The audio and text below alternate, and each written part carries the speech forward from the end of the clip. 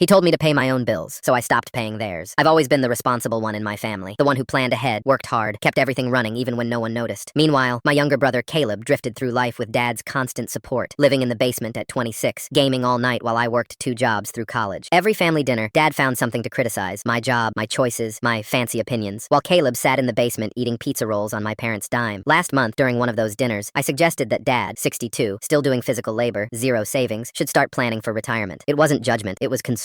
Dad's face turned beet red. "If you're so smart with all your big ideas," he snapped, "then pay your own damn bills." The table went silent. "I do pay my own bills," I said quietly. "Have for 8 years. Dad slammed his palm on the table. "Then why are you here? If you're so independent, go be independent somewhere else." So I did. I left that night, called my landlord, and moved into my new apartment 3 weeks early. Packed everything before midnight. Mom called crying the next morning. "Your father didn't mean it. Tell him I took his advice," I said, and hung up. What Dad didn't know? For 3 years, I'd been paying several of their bills because Mom once tearfully admitted they were drowning financially after Dad's health scare. Internet, $85. Premium cable. Dad loved, $140. Dad's truck insurance, $230. Lawn service, $180. Pest control, $95. His hunting magazine subscription, $20. And the electric bill was bundled with their internet package, all quietly auto-paid from my account. Week 1. After I moved out, I canceled every single auto payment. If I was paying my own bills, I was paying only my own bills. Week 2. Caleb texted, "Wi-Fi is down. Dad's freaking out. Can you call the company?" "Not my bill. Not my problem," I replied. He called me selfish. I blocked him. Week 3. Mom left a voicemail about the cable being off. I texted back, "Just being independent, remember?" Then came day 29, 6 a.m. My phone rang. Dad. I ignored it. He called again and again. Finally, I picked up. "The power's off," he barked, but his voice trembled. "Why is the power off?" I said nothing. "Your mother can't even make coffee," he continued. "The food is spoiling. You need to call the electric company." "Why would I call them?" I asked calmly. Because you handle these things," he stammered. "You're good at this." A strange, steady calm washed over me. "Dad, I'm confused. Didn't you tell me to pay my own bills? That's what I'm doing. Those aren't my bills anymore." Silence so heavy I could hear Mom in the background. "What's happening? What is he saying?" Dad's voice came back smaller. "Son, we didn't know. You never asked," I said. "You just assumed I was some failure who needed your lectures about responsibility. We need those things turned back on," he said. "Then pay for them." "We can't afford all that," he whispered. And there it was, the truth. They'd been living beyond their means and leaning on me without even realizing it. "Dad," I said softly, "you told me if I was so smart, I should pay my own bills. I'm doing exactly that. You're on your own." I hung up. The next day, Caleb showed up at my apartment. "You're seriously going to let them suffer?" "I'm letting them be adults," I said, "just like Dad wanted me to be." He tried guilt-tripping me, tried pulling the family card. I opened my laptop and showed him the spreadsheets. 3 years of payments, over $23,000 of their bills. Caleb's face went pale. 2 weeks later, Mom and Dad knocked on my door. Dad looked like he'd aged 10 years. "Can we talk?" he asked quietly. They sat on my couch. Dad wrung his hands. "I'm sorry," he whispered. "I didn't know you were doing all that.